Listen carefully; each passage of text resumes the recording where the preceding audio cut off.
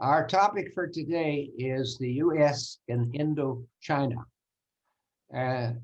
President Joe Biden declared the United States is committed to a free, open, secure, and prosperous Indo-Pacific region. The Indo-Pacific encompasses 3 nuclear states, 4 of the world's largest military mights, more than 1/2 the world's population.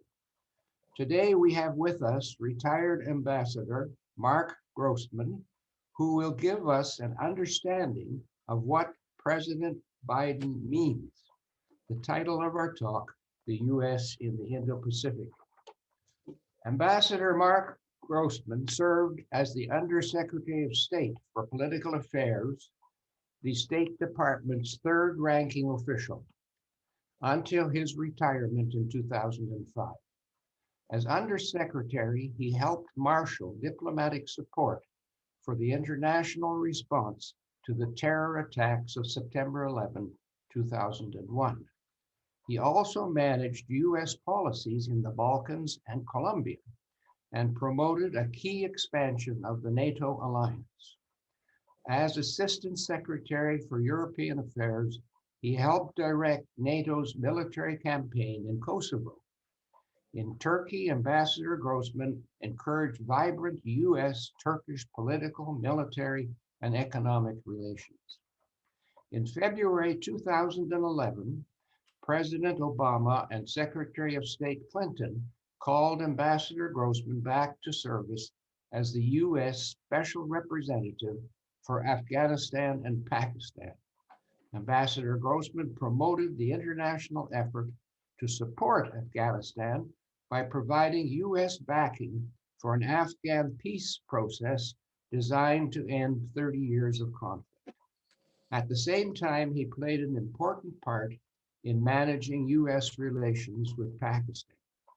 Last year, Marc Grossman and another ambassador, John Limbert, decided to write a spy thriller which has received much praise. The title is Believers, Love and Death in Tehran. The storyline is intricate and intriguing. This novel reads like an insider's report of an American spy's activities in Iran during the months following the overthrow of the Shah, writes reviewer Rich Yost. Ambassador Grossman returned to the Cohen Group in Washington in February of 2013, where he is vice chairman. The Cohen Group is a business advisory firm. Marc Grossman, over to you. Thank you very much, and thank you very much for that kind introduction. Thank you all very much for taking time this morning to talk about the Indo-Pacific. I want to thank the organizers of this event, especially Carrie, the technology guru who has brought us all together. Don, I thank you very much for your patience and for your guidance. Joan and Mal for their support. And let me thank everybody who is involved in the U.S. Foreign Policy Discussion Group. One of the things that I certainly learned as a U.S. Foreign Service officer is there's no successful U.S. foreign policy without public support. So I thank you very, very much for your interest this morning. 2 more thank yous. One, I'd like to thank my Cohen Group colleague, Katie Tyner, who helped me with some of the research for this. And one of the reasons I especially single her out is she spent her early years in Chappaqua. So that's a great connection. And I also wanted to greet Jim Falk, my friend from Dallas, who connected me to your library. And Jim, thank you very much for participating and for giving me the beginning of this opportunity. It's an honor to be invited here. As you could hear from Joan, all the things the library is doing, a great 150-year history, and especially at this time, I think these kinds of institutions, the Chappaqua Library and others, they play such an important role in keeping the community together. So as Don said, I've been assigned a fantastic topic this morning, and he gave you this overview, and that's to talk a little bit about the United States Indo-Pacific Strategy. And the reason I'm so intrigued by it is that it combines strategy. It's got a creation story. It's got a great, interesting effort at the moment to execute on this strategy and what I would just consider to be a kaleidoscope of possible futures in this crucial area for the promotion and the protection of US interests. So these four words, strategy, creation, execution, and futures, will form the broad outline of my talk today. And I hope it'll also form the basis of our conversation when I'm done with my presentation on the US Indo-Pacific strategy. So I start with concepts. And as a group interested in foreign policy, I hope before we take on the details of the Indo-Pacific strategy, I hope you'll step back with me and consider the question asked in the title of a fantastic book by Hal Brands. The book is called What Good is Grand Strategy? And I think this is an interesting way to start a talk about the Indo-Pacific strategy. You know, there's an old joke among foreign service and diplomacy people who say, you know, the last time the United States had a grand strategy was World War II. And the grand strategy was Europe first. And there's always been this conversation, debate about what good is it to have a grand strategy. People say, why have these ideas when events come along, new things you can't predict happen? And I respectfully come down on the side that you need a plan and that you need a grand strategy and you need some thought about how to go forward. I'll give you a couple of quotations from Hal Brand's book. Grand strategy, he says, represents an integrated scheme of interests, resources, and policies. Grand strategy provides the crucial link between short-term actions and medium and long-term goals. And grand strategy, and his word is, it's obsessed with the relationship between means and ends. And so my observation over my career and since is that you can have a strategy. It's not always perfect, and it has to adjust. And maybe it's not possible to have a strategy that's global, but it's absolutely possible, I believe, to have a regional grand strategy. That's about keeping realistic expectations. It's about getting how you do things absolutely right, because that's a vital part of success. But you think about the creation of NATO in 1947. Don was kind enough to mention the rounds of NATO expansion since, Plan Colombia, or if you'd allow me, some of the work we did as I did as the special representative for Afghanistan and Pakistan. We tried to have a strategy going forward. And my question to you today is, how does the Indo-Pacific strategy measure up as a grand strategy? And I will argue to you, I think it measures up pretty well. So let's start first with creation. And one of the reasons I find it easy to think about the Indo-Pacific strategy as a grand strategy, at least for the Pacific region, is it's now essentially in its fifth president. If you look at the history of the Indo-Pacific strategy, you start with President Clinton, who focused clearly on the question of how can I improve the relationship between the United States and India? How can I bring India into the conversation about what is happening in the Indo-Pacific? President Bush 43 took that strategy forward and created there, as you all recall, a very structured relationship with India, and also started the move toward more and more US resources in Asia. You saw it with President Obama, where there was an explicit policy to shift our strategy, shift our interests to the growing questions of what is happening in Asia. President Trump as well paid great attention to India, and it was under President Trump that there was a change in the title of the command in the Pacific, which used to be called the Pacific Command, to the Indo-Pacific Command. And you can see it certainly in the Biden administration, just as Don talked about, and I'll come back to this. So I think one of the foundations of this grand strategy is you can see it through 5 different administrations. It's got a creation story. People have thought about this and they have planned for it. The other foundation I think very important to talk about is the shift that you can see starting with President Obama through President Trump and into President Biden as well, is the shift from a focus for the United States and its foreign policy just on counterterrorism, or primarily on counterterrorism, to great power competition. And where do you see the outlines of that great power competition? it certainly is in the Indo-Pacific. If you'd allow me one personal reflection, one of the interesting things I find about this Indo-Pacific strategy is something called the Quad. And the Quad is a grouping of the United States and India and Japan and Australia. And now it's become quite an important diplomatic tool, and I'll talk about it a little bit more in a second. But you might be interested to know that the Quad began during the tsunami of December of 2004. And at that time, as Don said, I had the good fortune to be the Undersecretary of State for Political Affairs. Everybody senior to me was out at Christmas time. And so the responsibility for helping to organize the US response to the tsunami fell to me. First call I made was to the Pacific commander for help. And then I sought counterparts in India, Australia, and Japan. And we created the Quad. We had no idea, obviously, it would continue on so many years, but we tried very hard to focus our efforts in responding to the tsunami on those four countries: India, the United States, Japan, and Australia. And you see the reflection of it today. At that time, we did this essentially out of my kitchen with a conference call each night at 10 p.m. Washington time. We organized ourselves. We got organized others. And we tried very hard to be not bureaucratic, not create an organization, not have communiques, but to focus on the job.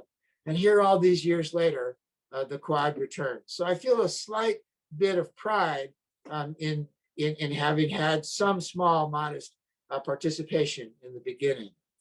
So if you think now about that second word, execution, and in thinking about execution, I'm going to start with the Quad.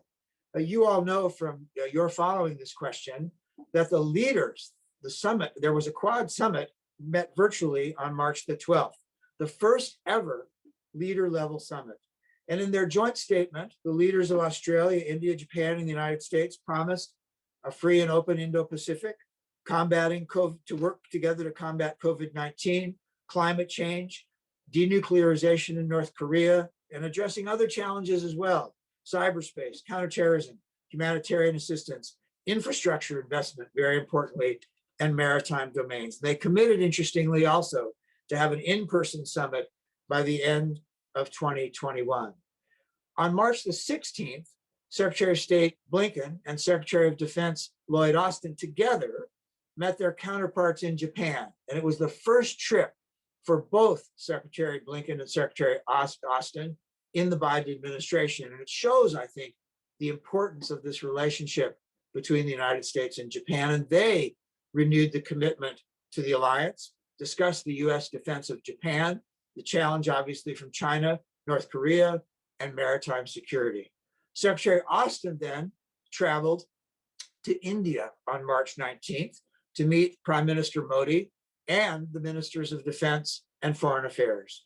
The two sides there also focused on security issues, including India's plans to purchase armed drones and combat jets from the United States, but also the very challenging decision that the Indians have made to buy S-400 air defense systems from the Russians, which is something that the administration, both the Trump administration, and we'll see what the Biden administration does, considers a sanctionable sale of this Russian equipment to India.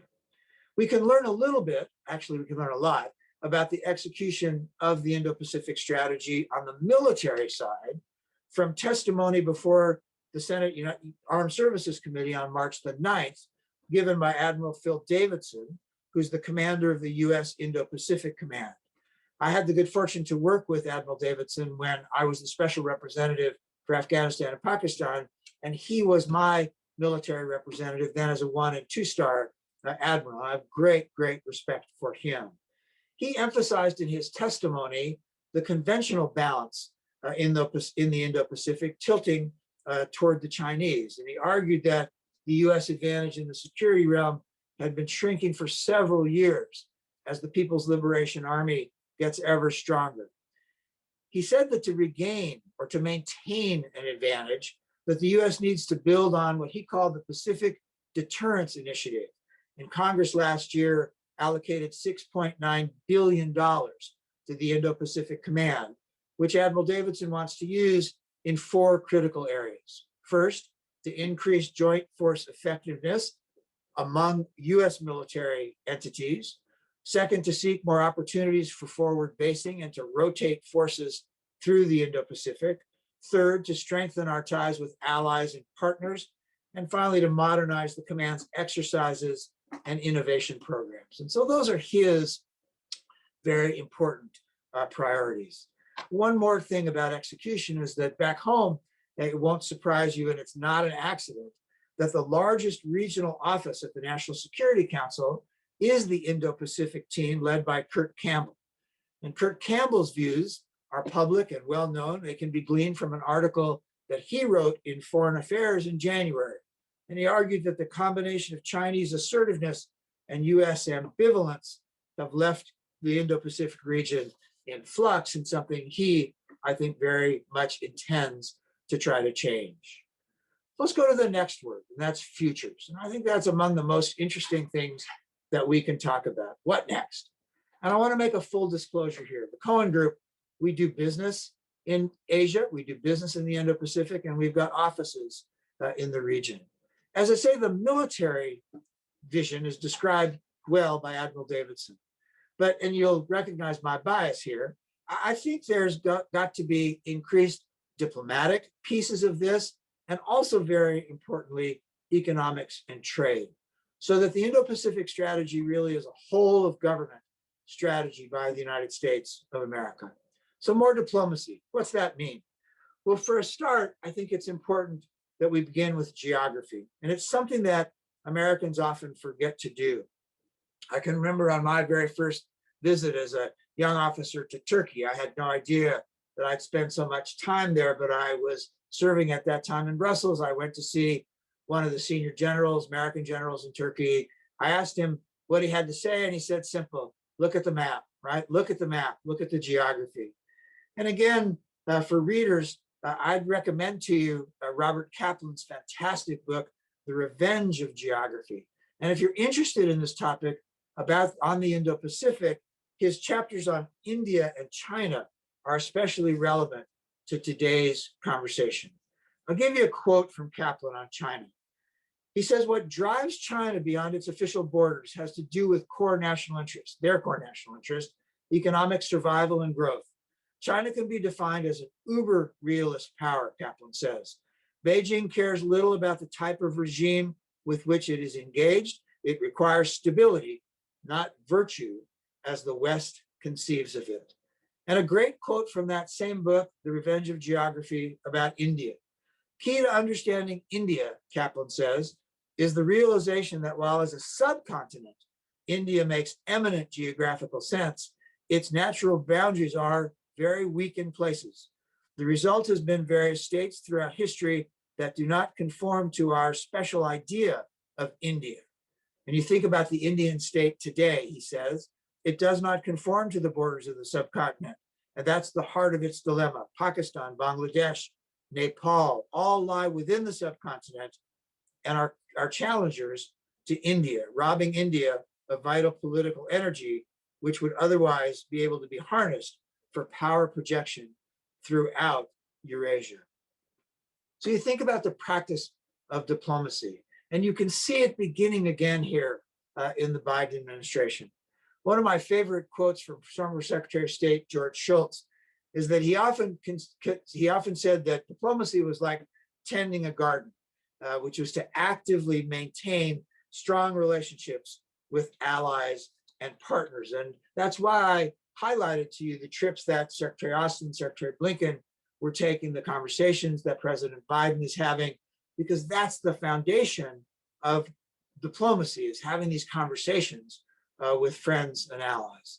The other piece of diplomacy, of course, beyond just tending the garden of friends and allies, is engaging, including with those who are a challenge to you. And here, there's a great recent example of this, of Secretary Blinken and National Security Advisor Sullivan taking that trip to Anchorage several weeks ago, and to sit down and talk to the Chinese. And you all saw pictures of it. It seemed like a very confrontational meeting, but certainly something important that has to be engagement on that level. So both kind of paying attention to allies and friends, and then engaging with those with whom you don't agree, because it's important to get an understanding of where there might be possibilities to do things together. So if you think about the Indo-Pacific strategy, so here's a list, if you'd allow me, of the cast of characters that people, our leaders, President Biden, Secretary Austin, Secretary Blinken, Jake Sullivan, they've got to lead with, work with, manage, or from time to time, confront. And you start with China. So the big question here is, how should the United States both engage with and balance and counterbalance China? And you'll notice that those of you who read it in The Economist a couple of weeks ago, on March the 20th, they called this question an epoch-defining contest, in which US strategy on China has to figure now on how it's going to work. They, I thought, made some very interesting and astute observations that a US strategy toward China, this Indo-Pacific strategy, has got to be based on improving US domestic institutions, improving our own infrastructure and that of our allies and friends, protecting our supply chains, strengthening the alliances such as the Quad, along with bolstering Taiwan's military strength, and taking a tougher stand on human rights to sustain the vigor of open societies. And I think those are important points to keep in mind. And I want to come back to China at the end of this conversation. You go next to India. And again, we talked a little bit about how over 5 administrations, the relationship with India has continued to improve and continue to solidify. And I think President Biden is determined to strengthen this strategic partner with India, as he sees India and the Quad as critical to countering the power of China and a key part of the Indo-Pacific strategy. The meeting between Secretary Austin and Prime Minister Modi demonstrates how highly the Biden administration places this relationship with India on any list of priorities. However, here's a relationship that also has got its challenges. Again, if you'd allow me to quote The Economist, it talks about India's reluctance to be used as a part of any country's strategy, and recoiling, and that's the word they used, from the title of being a US ally. India also, on the economic side, is unlikely to be less protectionist, even if America becomes less protectionist. And it's not to, and we need to mention again, this decision that they've made to purchase the S-400 air defense missile system from Russia. Third, Japan. We talked a little bit about Japan and this kind of reinvigoration of diplomacy, but you think about Japan as the key treaty, US treaty ally in Asia. I think it's very interesting, and again, not a surprise or even a coincidence that the Japanese Prime Minister Suga, is been invited to meet President Biden this Friday in Washington, D.C., the first foreign head of state to come to see the president. I go back for a minute to Admiral Davidson's testimony, where he described the US-Japan alliance as the cornerstone of peace and prosperity in the Indo-Pacific region. And so President Biden's first goal with Japan is to rebuild in areas such as trade and security.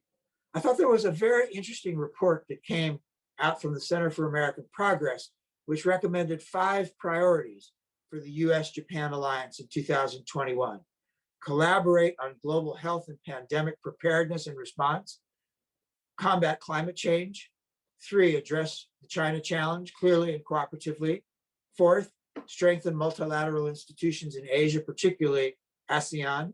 And 5th, to work together to counter the threat from North Korea. Australia.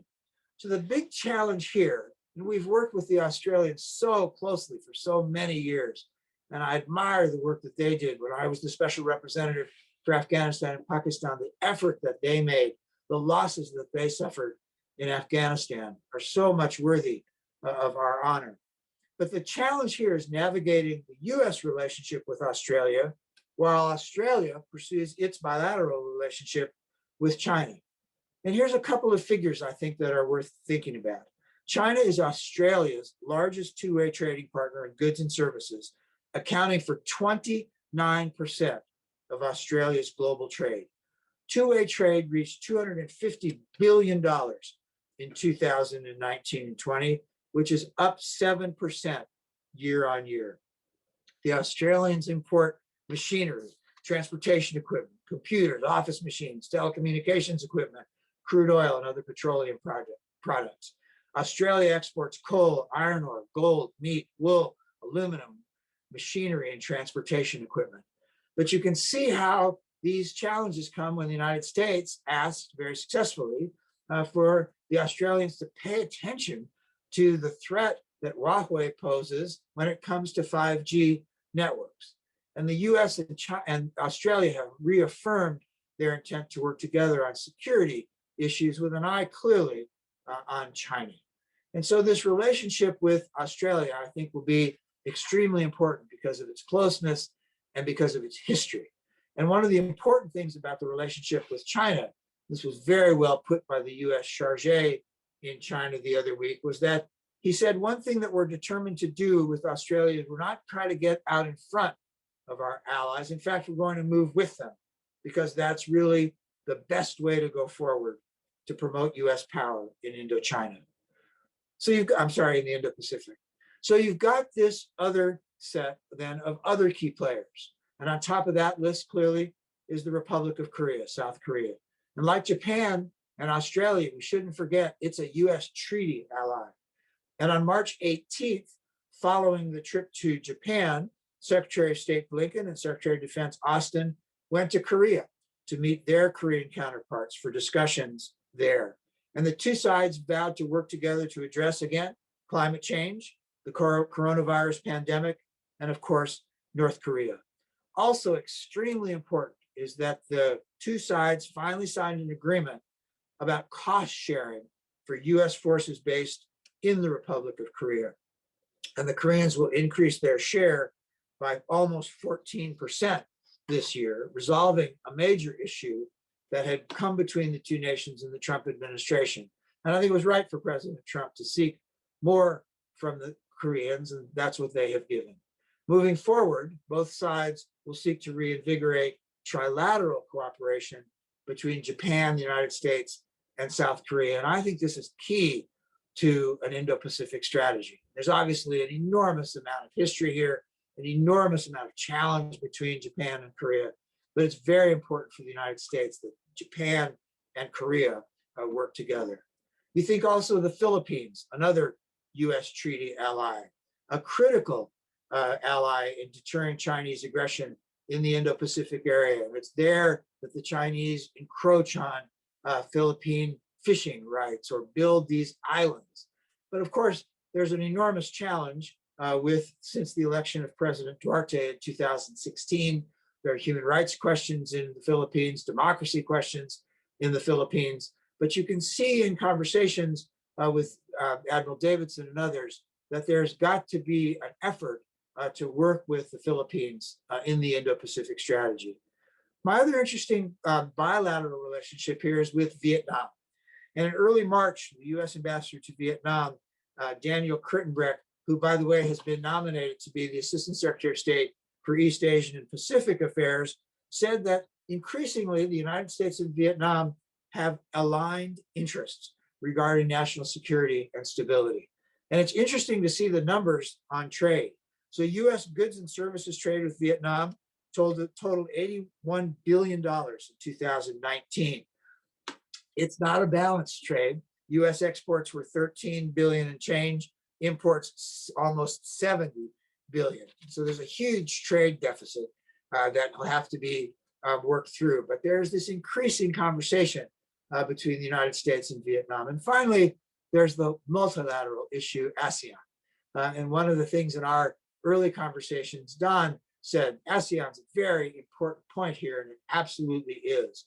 US goods and services trade with ASEAN countries totaled $303 billion in 2017. That's the last year where good data is available. Exports, 111 billion, imports, 192 billion. And the Biden administration, I think, is going to pay a lot of attention to ASEAN and see what it can do to move it into these questions of the Indo-Pacific strategy. I had said earlier that I thought that part of more diplomacy is also more economics and more trade. And that's one of the reasons that I wanted to give you some of these figures to give you the enormity of the effort that US companies make in Asia. But I think there's a big question here, and that is, how should the United States most effectively promote these crucial economic interests we have in Asia? And one of the questions worth reflecting on a little bit here is the Trans-Pacific Partnership. You remember that was the trade agreement the Obama administration was trying to negotiate with countries in Asia. And one of the questions is that, was it a trade agreement, or was it part of this geostrategic question called the Indo-Pacific Strategy? And so one of the things I think there's an issue for Americans to debate now is, should the United States join or maybe associate ourselves with TPP's successor, which is called the Comprehensive and Progressive Agreement for Trans-Pacific Partnership, a long title, but it's with most of the TPP countries, obviously except the United States. But I'll give you two quotations to consider here as we think about what to do with this kind of trade agreement. First, I think it's worth quoting the former US Trade Representative, Robert Lighthizer. He made a very important point, I thought, in Foreign Affairs last year in the July-August issue. He said, the debate should start with the fundamental question: what should be the objective of trade policy? Some view trade through the objective of foreign policy, arguing that tariffs should be lowered or raised to achieve geopolitical goals. And you recognize I just did that. Others view trade strictly through the lens of economic efficiency, contending that the sole objective of trade policy should be to maximize overall output. But Lighthizer says what most Americans want is something else: a trade policy that supports the kind of society they want to live in. And to that end, the right policy is one that makes it possible for most citizens, including those without college educations, to access the middle class through stable, well-paying jobs. Interestingly, there was a strong echo of this thought in Secretary Blinken's March 3rd speech, which he called a foreign policy for the American people. And what did he say? He said the Biden administration will be working to manage the global economy so that truly benefits the American people. And this is a quote: "We're building on hard lessons learned. Some of us," Blinken, "previously argued for free trade agreements because we believed Americans would broadly share in the economic gains that those deals would shape the global economy in ways that we wanted. But we didn't do enough to understand who would be negatively affected and what would be needed to adequately offset their pain, to enforce these agreements in a way that was good for the United States. And our approach," he says, "will be different." And that brings us back to China in two important areas. One, the Belt Road Initiative, and two, technology. Again, I'll give you a little bit of an origin story on the Belt Road Initiative. When I was the special representative for Afghanistan and Pakistan, one of the things that I had tried to do was to see if I couldn't link the very prosperous economies in Central Asia with India and with Bangladesh, with Afghanistan and with Pakistan in between, so that Afghanistan and Pakistan could benefit from some transit trade, from some investment. And we called this the New Silk Road. And Secretary Clinton was kind enough to give a speech in India in May of 2011, offering this vision of the New Silk Road to connect Central Asia and South Asia through India and Pakistan. Some months later, I had a visit from my counterpart in China, their special representative for Afghanistan and Pakistan, who said, "Mark, you can't use this phrase, the New Silk Road." I said, "Really, why not?" And he said, "Because this is our history, because this is our history and our way forward, and we're going to do something about this." And lo and behold, the Belt Road Initiative is launched by President Xi Jinping in 2013. And those of you who follow this know that the BRI is one of the most ambitious foreign policy infrastructure endeavors in history, encompassing land and sea projects, and trying to connect China with South Asia, East Asia, Central Asia, the South Pacific, the Middle East, East Africa, Russia, and Europe. It is a Chinese grand strategy. And this BRI has shaped the conversation in the Indo-Pacific and beyond for many years after its launch in 2013. It's interesting that Morgan Stanley has predicted that the Chinese could spend up to 1.3 trillion, that's T trillion dollars, by 2027 on projects in the Indo-Pacific and in the Belt Road Initiative. Now, this has come with some enormous challenges. There are some infrastructure projects being worked on, but you see some examples in Sri Lanka, in Kenya, in other places in Africa and other areas where countries have been saddled with projects maybe they didn't quite want, or saddled with debt that they certainly didn't want. And the Chinese have used it as a way to move forward with their grand strategy. So for example, they built a port in Sri Lanka. The Sri Lankans couldn't pay the debt, so the Chinese took the port. They built a railroad in Kenya and didn't quite finish it. Kenyans now have a railroad, but enormous debt. Similarly, in Central Asia, ports, dry ports, to move goods back and forth toward Europe have been very controversial because of these issues of debt and the efforts of Chinese to influence countries around the area. One of the great focuses of the BRI has been in Pakistan, where something called the China-Pakistan Economic Corridor, which was launched in 2015, an enormous number of projects in Pakistan, which are good for Pakistan, although there is, again, question of debt and Chinese influence, but also very important to Chinese efforts in the region. One of the things that we tried to do early on was to see if we couldn't work with the Chinese on some of these projects, especially solar power, other energy projects in Pakistan, but really it never came to anything. This Chinese-Pakistan Economic Corridor is really an important part of BRI.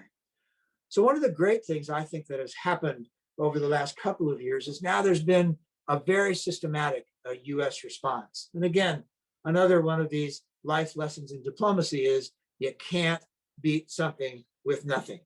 And so what's come now in 2019 is the US Development Finance Corporation. And I think this is an enormously important effort on the part of the United States. And obviously we can't outspend the Chinese. We can't work our own advice in every country around the world. But the Development Finance Corporation is a way for us to support development in low-income communities around the world. And so the DFC's got a 5-year roadmap which plans to invest $75 billion in infrastructure, food security, healthcare, education, climate across Africa, the Middle East, Latin America, the Caribbean, very importantly, the Indo-Pacific and Eastern Europe. And you can see these projects beginning, and we can talk a little bit more about them in the question and answer period. But the DFC represents a US alternative to the infrastructure projects of the BRI and be considered, in my view, as a very important part of the larger Indo-Pacific grand strategy. And the question on the table is whether development solutions offered by DFC, and I believe they will be more sustainable, affordable, transparent, and attractive compared to the BRI initiatives. One last point, and that's technology. And this is something that's in the headlines every day. So I won't spend too much time on it. It's about chips, it's about 5G, and it's about artificial intelligence. And I think here again, there's a Chinese grand strategy, and that grand strategy is to end their dependence on the West in these very important areas. In March, Bloomberg reported that China is to boost spending and drive research into cutting-edge chips and AI in its latest 5-year targets. R&D spending is up 7% annually, and the design, as I say, is to cut reliance on the West. So this is a geostrategic question.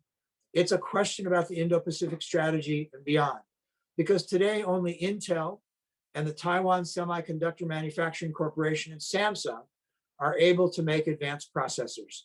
The Semiconductor Industry Association, which is a US association, says that 80% of global chip making capacity now resides in Asia.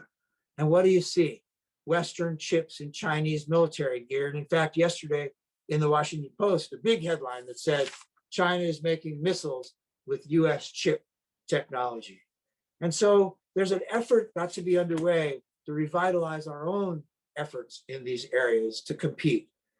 And it's a return, interestingly, also to this question of geography. Because if you think about the Taiwan Semiconductor Manufacturing Corporation in South Korea, well, this is a geographic question and part of the Indo-Pacific strategy. So we have our own work to do in this area. I noticed announced a second White House chip summit, a possible $50 billion to subsidize domestic semiconductor manufacturing. Intel offering $20 billion to build a chip plant in Arizona. And the question, I think, for those of us as Americans are, do we need an industrial policy in this area? I give you two concluding questions, and I'll look forward to your comments. First, and that's an observation that goes back to the question about citizen interest and national interest. And one of the things that I've been thinking about over the past few months is whether there's a division at the moment between how citizens think about their interests and how the elite thinks about the national interest. And I think one of the reasons that we're struggling often in our foreign policy is that these two thoughts are not aligned. And I'm hoping that the Indo-Pacific strategy can help meet the broader objectives and also this key grand strategy, a US foreign policy that realigns our citizen interests and our foreign policy interests. And since this is a library talk, I'll end with one more book. I'd recommend to those of you who are interested in this topic, another book by Hal Brands, which he wrote with Charles Edel. It's called The Lessons of Tragedy, Statecraft and World Order. And Brands and Edel call for a return to what he calls a tragic sensibility as a key to the conduct of US foreign policy, to plan for the possibilities that things can go wrong. A great quote from him: "The ancient Greeks tried to escape tragedy by confronting it head on. Today, we try to escape tragedy by hoping it will never happen." And the best way, he says, to prevent a community's accomplishments from crumbling, the Greeks believed, was to be confronted continually with reminders of just how tenuous these accomplishments are. And so I argue to you that the Indo-Pacific strategy qualifies as a grand strategy. I also believe it qualifies as a strategy that is realistic, that recognizes that the gains, the effort that we have made in the Pacific, they're tenuous, and that we need to realize that as we move forward to work together to make our interests in the Indo-Pacific clear and precise and successful for the United States of America. So I thank you for giving me this chance this morning, and I look forward to your questions and your comments. Wow, what a wonderful summary of a terribly important part of the world. And I think in the back of my mind, I'm thinking that you're going to be the first one that I'm going to go back in the archives and re-listen to your speech and your talk today. I just thought it was so comprehensive and inclusive and informative. Those are kind of the three words that come to my mind. So thank you for that. Thank you so much. The interesting part for me, and I keep criticizing some of our speakers after they spoke, is the lack of philosophy in their summary of the region that they're interested in. And you delighted me with your start today by saying, is there a grand strategy? And what might that grand strategy be? And I think that's so important in looking at how an important power such as America plays around the world. Does it have a strategy? And I'm going to ask you the first question, if I may, and that is to ask you to flesh out a little bit on the theme that President Biden tells us that he wants to pursue a foreign policy that benefits the US middle class.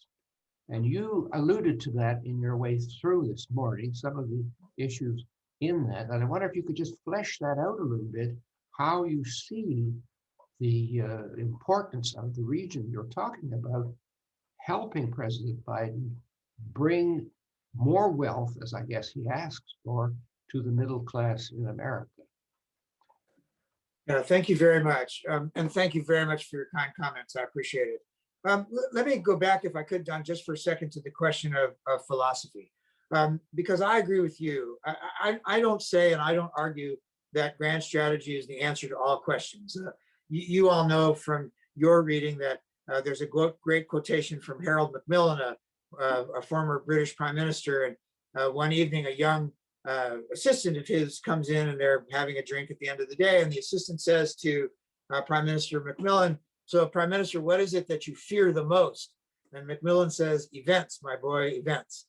And so, you have to have these strategies, but you have to recognize, as our military colleagues say, that, the plan, has got to survive first contact with the enemy. But if you don't have a plan and you don't have this connection between means and ends, I just think you're wandering around, and you're not, if you're in a leadership position, you're not meeting your obligation to the taxpayer. So I do start with that philosophy. I can't, and I tried to during my time in government, and certainly try to today. On your second point, I think this is enormously important, and it's a combination of things. One, of course, is security, right? Because I think the middle class in the United States of America wants to be secure. And security is now a much broader set of definitions. So what did we learn last year during the pandemic? That security means where is your PPE being made, right? Security means where do your drugs come from? Security means, can you take care of citizens in your own country at a time of a pandemic? Security also means, and I think this is extremely important for the Biden administration, I think they would say that security also means climate. There's an enormous effort and emphasis in the Biden administration, as I observe it, on the security aspects of climate change. And so that will also, I think, be an argument they will make to people in the middle class. And then third, the points that I tried to make, which are, is it possible to pursue trade agreements that have real benefit to people in the United States of America? And I think if you look at the criticism that Lighthizer made, and as I say, very much reflected by what Secretary Blinken said, that people forgot in their trade agreement negotiations. People forgot those people who were left behind. And I think I admire Secretary Blinken being honest about it, saying, I did this. We forgot that we needed to take care of people who were left behind. And you consider the enormous number of Americans who were left behind. People who for 25 years haven't had a pay raise, people whose towns have been devastated. And so there's got to be a way forward on the trade side that pays attention to those issues. And finally, technology. And that is that I think there is increasingly going to be, what is it now, sort of a combination of 5G, AI, and other of these technologies. And we need to protect ourselves because our fundamental values and the middle class that needs to be prosperous has to have a grip on our 5G for the United States, AI for the United States. And you see this all through the Indo-Pacific. It's about the relationship with China. How do you balance? It's working together with the Chinese and the Koreans. I'm sorry, with the Japanese and the Koreans and the Australians on these questions. It's bringing the Indians into the conversation. And so I think the Indo-Pacific is going to be the fulcrum of whether the Biden administration can show itself to be realigning this question of the definition of national interest and the definition of citizen interest. Great summary. At the same time as theory and philosophy, we have to look closer at the ground. And one of the issues that I think global warming is reconstructing again is water. And you look at Ethiopia building dams, and you look at the region now with Pakistan, China, and the Himalayas, that part of the world where all these glaciers are melting. And I'm sure there's going to be a big issue over the sharing of the water in the future. And my question is the United States seen to still be an honest broker on these kinds of issues, which don't involve the Americans directly? I'm talking about the Himalayas. And yet, in the past, America could come in and try to bring some organization to these kinds of on-the-ground issues, and not just the larger ones. Yeah, well, I'm an optimist in this. I think the United States still has great convening power in this. I think one of the good things that President Biden did was to return to the Paris Climate Accord, which then gives you the basis for a conversation about the impact of water, about the impact of climate on water, exactly as you say. If you think about the Himalayas in particular, and again, to go back to Robert Kaplan's book, I know so many of the people who are participating this morning, if you think about the Himalayas and how all of the big river systems there in South Asia and Asia emanate from that region, very, very important. Would you be able, Don, to say, well, the United States is going to wake up one morning and say, gosh, we've got this plan for water in South and Southeast Asia? I don't think so. It goes back to the question that George Shultz talked about.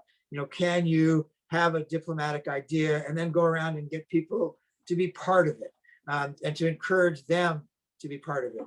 I think one of the most interesting things to be seen is whether in the Indo-Pacific strategy, there's going to be space for the United States and China to work together on climate change, and whether there's going to be space for the United States and India to work on climate change. When you think about coal-fired power plants in India and China, for example, I think there's going to be an effort. I noticed in the newspaper today or yesterday that the climate negotiator, Secretary Kerry, will be the first senior person to visit China. That's interesting. I hope good. But I hope that there will be some utility in U.S.-China, U.S.-India relations on climate. And perhaps, sir, that might then allow you to talk to issues like water. Yeah, yes. I'm going to open the floor a little bit here by reading some of the Q&As that have come in. And one of them have come from one of the three of us who organize the speakers, and that's from Tyler Beebe. And he's asking us, referring back to Robert Kaplan's quote regarding India, why does the presence of Pakistan, Bangladesh, and Nepal seriously hamper India's efforts to project regional power? Is it constrained, I guess, by these? Yeah, well, Todd, that's a great question. I think inside the quote that Kaplan had is he said it of course saps energy, right? So that if you're sitting at the National Security Council in India, if you can imagine yourself there at a NSC meeting at the Indian senior levels, what are they thinking about? Well, they're thinking about Pakistan. By extension, they're also thinking about Afghanistan. And from your own life and from your own work that human beings, you have a certain bandwidth, and I think if you consider the amount of time that Indians spend thinking about Pakistan, as you said, Don, in your introduction, these are two nuclear powers, right? India and Pakistan. If you think the amount of time that they spend on considering what's going to happen in Afghanistan, perhaps when the United States withdraws more of its forces or there's a peace agreement, it takes up time and energy, and it takes resources too for India to think about Pakistan. Secondly, Bangladesh. So better relations between India and Bangladesh, obviously long history there, but Bangladesh is an increasingly prosperous place, surprisingly enough, increasing number, strong economically. And again, there are many, many issues, migrants, water, between India and Bangladesh. So again, takes time. And then third, on Nepal, what Nepal is about to India, I believe, is about China, right? Because geography, again, then speaks to this. So I don't say, and I don't think Kaplan would argue that it makes it impossible for India to project power, because India is projecting more power. And that's part of the issue of the Quad. But it does sap their energy. It does sap their strategic thinking about the fact that the subcontinent is, for them, divided. Don't get me wrong, I'm not arguing that it should be anything different, but from their perspective, you can see the division. I'll give you a great example. So the China Economic Corridor, the China CECP, the China Economic Pakistan Corridor that I talked about BRI. If you think now with me about geography, think about the bottom of Pakistan, south to the west of Karachi is a port called Gwadar. And that port is being built by the Chinese. So if you're India, you look at the Indian Ocean, you think, wait a minute, the Chinese are going to have a port at Gwadar. They took that port at Sri Lanka. Remember, I talked a little bit about. They're working in Myanmar on the coast. And so if you're India, you look around and you think, wow, this BRI from China is really an effort to constrain my ability to project power. So I think all these things are connected. And again, very important geography. Thank you. There's another question having to do with India. It's from Amélie Chalivet. And she says, thank you for your very interesting intervention. I had a question about the US relation to India. Is it possible that Modi's government's internal policies that don't necessarily respect human rights could weaken the US-India relationship, given the Americans' newfound interest in human rights? That's a great question. Yes, I do. I do think that, because the Biden administration, as you said in the question, has raised the profile of human rights, not just in India but around the world. And so I think, yes, this will become a conversation point. It'll be on the agenda between the United States and India, and that's why I think it was right for The Economist, and I hope I said in my presentation that, you know, this isn't an easy task in the U.S.-India relations, because India is huge. It's got its own views. Doesn't want to be, talked to by somebody else as an ally. Got a relationship with Russia, and as I say, there are sort of increasing questions about human rights in India. And yes, I do. I think they're going to move up the agenda. Oh, yeah. I'm going to ask Mal to help me out here, because I want to listen to your answers at the same time reading the question. Absolutely. Thank you, Don.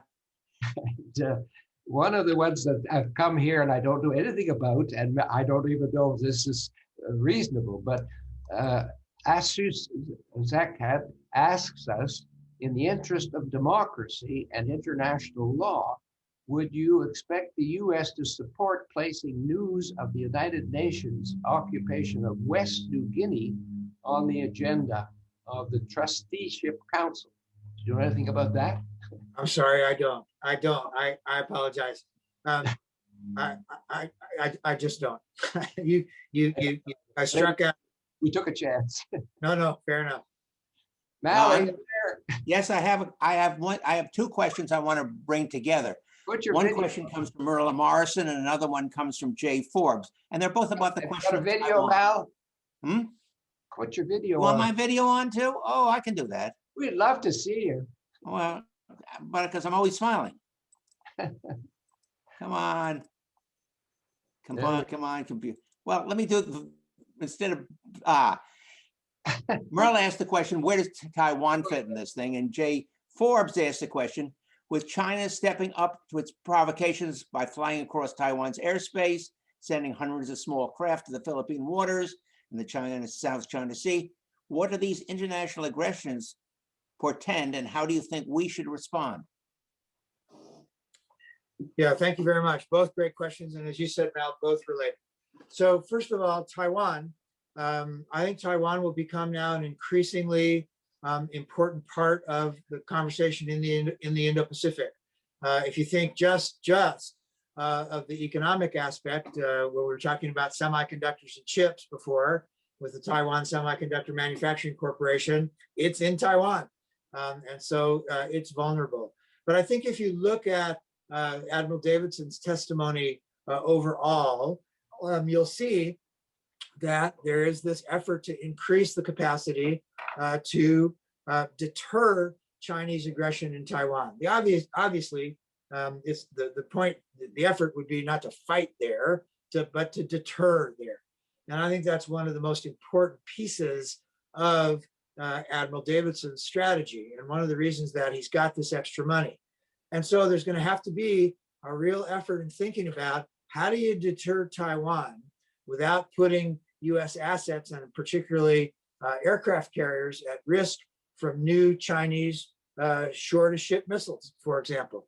How do you manage these questions of the geography again in the area of the Indo-Pacific? And don't forget, right, we're committed to the defense of Taiwan by law, by tradition, by history. And I think it's a very important commitment that I don't know, I've never spoken to him about it, but that I would expect that President Biden and senior levels of our national security establishment will take enormously seriously. And so Taiwan, I think, is going to be an increasingly challenging piece of this agenda. Because on the other side, on China, they're committed to bringing Taiwan back into China and making it a part, again, as part of China as a whole. So we're committed to their defense, and we're going to have to find ways not to fight, but to deter. On the second question, I think that the reason that the Indo-Pacific strategy up until now has been so focused on the military is precisely the reasons that the second questioner talked about, which was Chinese activity in the South China Sea along what they call the island chain. As I said, the provocations in the Philippines, building up these kind of small bits of rocks into islands, the overflights. And I think up until now, I think we've done a creditable job, both in the last administration, and I hope this one as well, in pushing back, right, and flying our own aircraft where we can, making sure that we are making an effort to show for freedom of navigation, right? And sometimes that's challenging and that's tricky. The issue here is how to make sure that you don't make a mistake and that there's not a miscalculation. And so one of the things that I hope will return in a Biden administration, we'll see, we're not the only parties to this, will be a military-to-military conversation between the United States and China again. I think it's very important that people in uniform on both sides talk to each other about what they're doing, what their plans are, what's happening to avoid miscalculation. And the fact that dialogue has been off the table for some time, some months, I think is a very challenging thing. And I hope we'll get back into that conversation. We need to continue to make those military moves, but I also think there's an important place for military to military dialogue. I could ask Mark, can we stay with Taiwan for another few moments? One of the questions. I'll step in if I may, Mal. I wanted to Okay. ask a question by Harry Stanton, who asked, and it's the question I had in mind as well. How can we talk seriously about grand strategies and industrial policy for the U.S. when our political system is so divided and our policy lifespan is at best 4 years? So I don't know if you're willing to go into the domestic side of these issues, but that is certainly important going ahead with as Henry Stanton says, with grand strategy. I think that's a perfectly fair point. And I don't, I'm not an avoider of the domestic question here. I mean, when I speak to new junior officers who are going out to be Foreign Service officers, what is it I tell them? I tell them that you represent a country that's only as strong as its domestic foundation. I tell them, so pay attention to infrastructure, healthcare, the debate about education in the United States, because you represent a country that has got to be strong domestically. And you'll recall that one of the recommendations from The Economist about the foundation of a US-China strategy was what? To get our domestic house in order. And that's got to be true. I just think two things. One is that yes, we do have all these problems domestically, and I wish there was some magic wand that you could fix them. But you have to put yourself, I think, in the position of the people who are trying every day to carry out our foreign policy. And that is, you got to do the best you can with what you have. And you hope that our domestic situation will change, that we'll become more unified, that we'll get all on the same page. But you have to deal with with things as they are. I would say, and maybe this is an exception, and I don't want to jinx it by saying this, but again, I go back. You think about the Indo-Pacific strategy. Yes, there's a lot of debate in the United States about many things, but there has not been much debate about this. We're now in our fifth president on a shift to Asia, an Indo-Pacific strategy, better relations with India, trying to manage our relations in Asia. So maybe one of the reasons the Indo-Pacific strategy is so interesting is because at the moment it shows that this can be done, that you can have 5 presidents committed to, by and large, a similar strategy. So I think all is not lost, and the Indo-Pacific strategy is perhaps a great example of how things could be if we wanted them, if we were more interested in making it so. Yeah. Back to Don, you, may I Mark. interject on that? Yes, please. I take your point, Mark, on the whole question of the Indo-Pacific strategy, but I'm wondering how that links to other area strategies. Not talking about the other area strategy. For example, the transatlantic. Does the Quad and the NATO have some either inherent or explicit linkage? Should Taiwan be included as part of the Quad? I mean, where do you go beyond that? You have to focus, to be sure, but I'm wondering, where do those other linkages? We can't leave the others behind, it seems to me. Yeah, I think that's a great question. Again, my argument here this morning was that you can have a grand strategy, and you remember I said, it may be overreaching to have one gigantic grand strategy for the entire world, and so I think we ought to, and you can consider this either naive or small-minded, but I think we ought to focus on getting this Indo-Pacific strategy right, and use it perhaps as a foundation for other things. But it's pretty important to get the Pacific piece of this right. I think there's an enormous connection to transatlantic strategy, and perhaps, sir, not so much on the military side, not a Quad NATO, but where there's real connection is on the technology, the BRI side. So what happened just before the Biden administration took office was the Europeans signed a trade agreement with the Chinese. And I must say, if I'd have been in the Biden administration, I wouldn't have been very happy about it. You say, well, thank you very much for consulting us.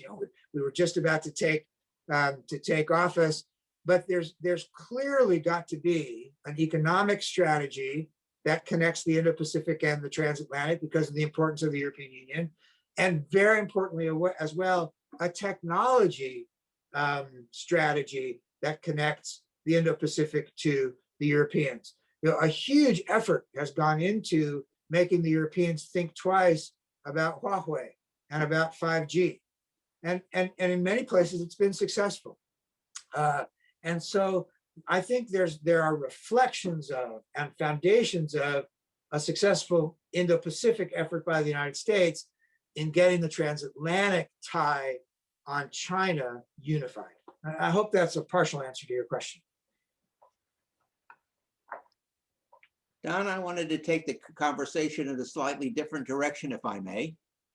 Strategy is important, but so is diplomatic structure, process, experience, restores organizational capability, culture, all those kinds of things to be able to execute. We're beginning to hear some questions about whether the US will be up to the diplomatic task in the third and fourth decades of the 21st century. I know that's a little bit different than the basic topic, but it seems to me to be an important piece. Would you care to comment? Yeah, thank you very much. It is an important topic. As you remember, I said in my introduction, getting the how the execution part of this is right. There's no question that there needs to be some new thinking about the conduct of American diplomacy. And first of all, let me say that I have nothing but admiration for the thousands of people who serve our country abroad every single day. I think the people we have in the Foreign Service today are terrific. I admire them. I want to support them. But they need more support. And I was glad to see that the president's draft budget had a 12% increase for the State Department announced. I don't know whether they'll get it all, but good for him. But there needs to be some profound thinking, I think, Mal, by the people who are in the State Department today about the questions that you just asked, structural questions, getting people ready to be the best diplomats they can be. If you look at the fantastic effort that our military puts into what they call professional education, making people ready for their assignments, ready for the capacity to represent the United States of America, we need to do a lot more of that on the diplomatic side. Now, both you and Don know I had the chance to participate in a study we did for Harvard University on the Foreign Service for the 21st century. And Jim Falk gave us a chance to present it actually at the Dallas World Affairs Council a year ago now. And we've tried to lay out some recommendations about what can be done. But this is something that people inside the Foreign Service and inside the administration have to do. There's a really important point also, and that's the questions of culture. And you very rightly pointed out that this is not something that can be imposed from the outside, nor are all the challenges that our diplomats face imposed on them from the outside. There's got to be some change in culture there. That's very true of diversity and inclusion, right? Getting more people into our Foreign Service that look like and well represent the United States. But there's a big opportunity, it seems to me, if the administration wishes to take it, because there's a lot of conversation, as you say, about this. There are some great ideas out there, not just from the report that we did, but if they'll make an effort, I think they're going to get broad support in the Congress and in the public to revitalize the State Department and the Foreign Service. Mark, you've done extremely well for over an hour, and we admire your stamina and your knowledge. And I'm going to hand you back to Mal, who's going to talk about the pleasure we have of being able to welcome you another time. Thank you. In your future. So thank you for that, and back to Mal. Thank you. Don, thank you. Don, thanks for that lead-in.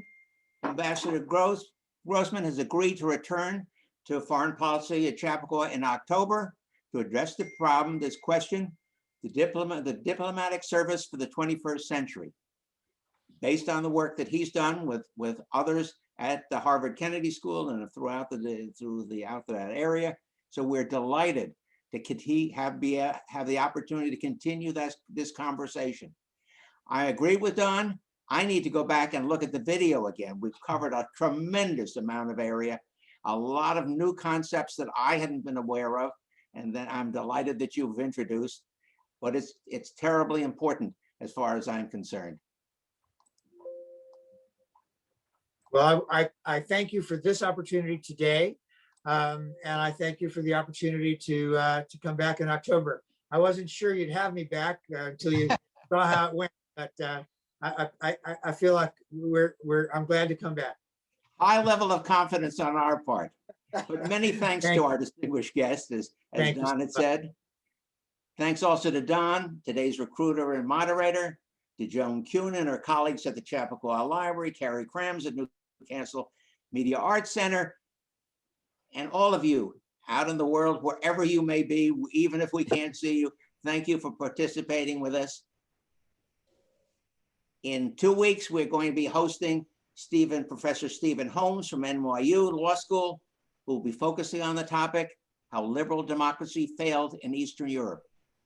If you have any friends or family who would like to join us, please email Joan Kuhn at jkuhn@wlsmail.org so that we can add you to our mailing list. Until we meet again on April 26th, please be safe. Yes. Okay, again, thank you all, and we'll speak to you again. Bye-bye. Bye, Thank guys. you.